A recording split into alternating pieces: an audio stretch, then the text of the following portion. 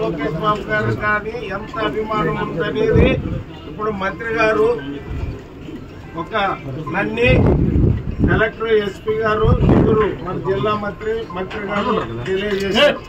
కాబట్టి మనం ఏదైతే ఆశించి వచ్చామో ఇక్కడ అది తొందరలోనే కంప్లీట్ చేయమని పెద్ద జిల్లా మంత్రికి చెప్పడం జరిగింది.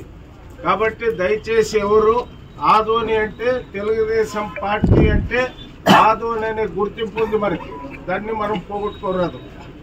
మనము ఓపికతో ఉండాలి, ఓపికతో ఉన్నాం, 10 నెలల నుంచి ఉన్నాం.